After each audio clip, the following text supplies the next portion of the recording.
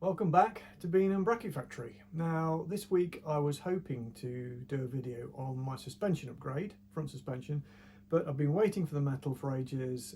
It's only just arrived, so not much progress. So instead I'm going to do a video about one of these. Oh, he lifts it up. So this is a dynamo with a distributor drive off the back. So the distributor fits in there like that. Voila. Now it may be, can hardly carry it. It may be that you want the distributor drive, well you always will, but you don't want the dynamo. Why might that be? Because firstly, it's very heavy. You might want to lose weight. Secondly, you might not need the dynamo because it's a race car.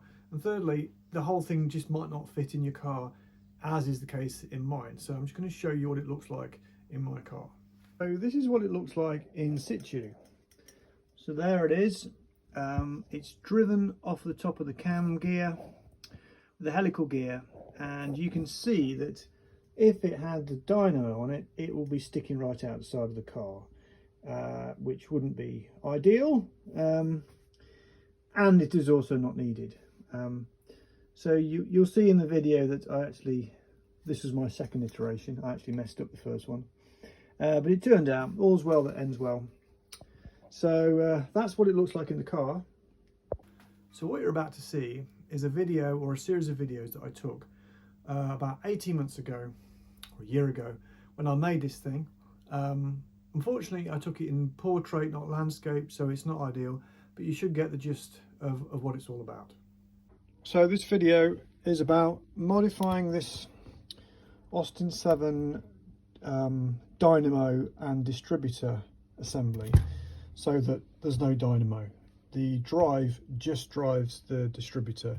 Now you might want to do this if you are running out of space and you've got a racing car and you don't want a dynamo, or you want to rig up an alternative alternator. So it's a bit of a rusty old thing. I don't even know if it works, but the first step is to start taking those pieces and see what we've got. So it's now basically apart. It's 90 odd years of gunge has actually protected it quite well. So this is the nose, which goes which has the main drive, input drive, and this has got a top bearing and a top hat that slides in that hole. And this is the distributor end, and it's done a very basic clean. This is all of the electrical bits that were gouged out of it. It's amazingly gummed up, but there's a bronze bearing inside there which looks pretty good, and that's the gear that drives it. So basically what we've got to do now is, obviously you've got this casing sat in between. That's about 5 3/4 inches long. So we've basically got to bring this bit up against that bit. I mean, it doesn't matter if it's an inch apart. That's fine, you know. I mean, you can always cut an inch of that off as a bit of a spacer. But the tricky bit is going to be the shaft, because this end is machined to a particular diameter with a keyway in it, and this one is a keyway as well. Not actually lined up, but that doesn't actually matter all that much because you can rotate the distributor. So we've basically got to take 5 3/4 inches out of this shaft. That's the challenge. I'm going to cut this off. I think what I'm going to do is clean everything up, and I'm going to cut this off and just see what the shaft is looking like, and then take a view as to what I'm going to do and how I'm going to shorten this shaft. It's basically going to be involved cutting and welding it together, because I don't want to remachine this keyway and thread, and I don't want to machine that keyway and thread, so it's going to be a cut and shut job. So next step, remove that and clean it all up. So now it's all in bits and cleaned up. Most of it's in pretty good condition. This obviously was where the dynamo was, and basically I got an angle grinder and I sliced it down both sides and chiseled it off. So that came off. It didn't put up much of a fight. It was quite good. Obviously it was on a spline shaft. Getting that off would have been an absolute nightmare by trying to remove it from the spline shaft. So I think angle grinder is the way to go. So what I'm going to do now is basically put it all back together without this. I've also taken out the magnets. I'm going to put it back together without that and get a feel for where I'm going to chop this and how I'm going to attach it together. So it's all back together, and I can see where this spline is in relation to this end section. Everything is held in place at this end, and this end is free to float. So what I'm going to do is I'm going to cut it about there and face that off in the lathe.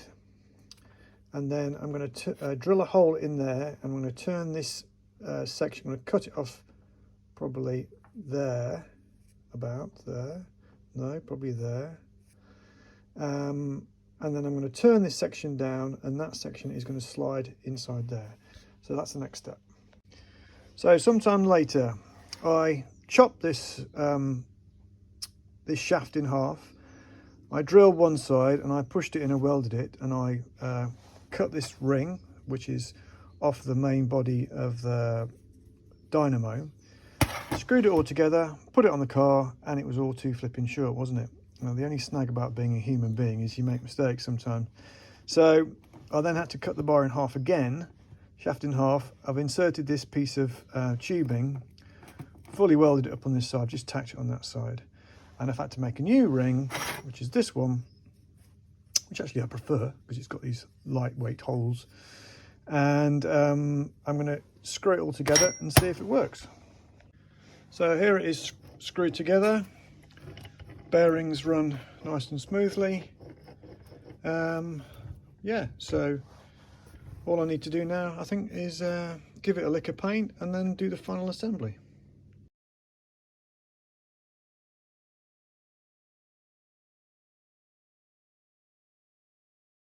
So there you have it. That's how I did it. That's how I chopped it up. Now, I didn't show a lot of the detail, a lot of the machining, manufacturing. So if there's enough requests, or if anybody wants, I might do another video which shows all of the machining and all of the nitty-gritty as I'm building myself a race engine, which I will document. So let me know what you think in the comments. I can show it again if needs be. That's all for now. Thanks a lot.